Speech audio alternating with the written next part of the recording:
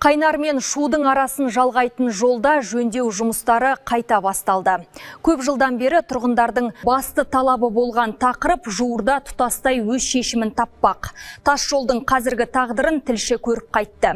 Бұл трасса тек Қордай ауданы үшін маңызды нысан деп саналмайды. Республикалық деңгейде мәні бар тас жолда биыл кезекті жөндеу жұмысы жүргізіліп жатыр. Жылдар бойы көптің көкейін тескен жағдай ендігіде біртіндеп қолға алынып, шаруа жүзеге асып келеді.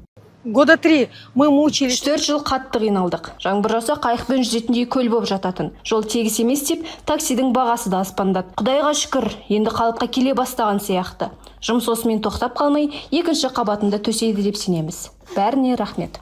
Аталған автожолдың негізгі жалпы ұзындығы 56 шақырым, ал оның 3 километрі ауыл ішімен өтеді. Қазір аталған учаскеде асфальт жабыны бір қабат болып төселіпті. Тұрғындар ендігіде осы жұмыс аяқсыз қалмай, жоба ел игілігіне қызмет етсе деп үміттенеді. Биылғы жоба бойынша астындағы турбалары бар, 4 мостымыз бар, солардың барлығын бітіріп, бірінші слой асфальтын салып, халыққа проезд ашып беру мақсатымыз.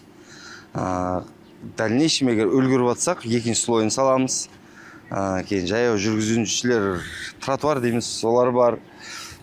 Оны бітіріп, кейін жарықтандыру бар, освещениялар бар, остановкаларымыз бар. Айта кетейік, биылғы жөндеу жыл басында басталған ет. 144 техника мен 240-қа тарта жұмысшыны қамтыған жоба 2027 жылдың желтоқсанына дейін аяқталуы тиіс. Мадина Оқас, Еркебұлан Болатұлы, Қордай 24 Ньюс.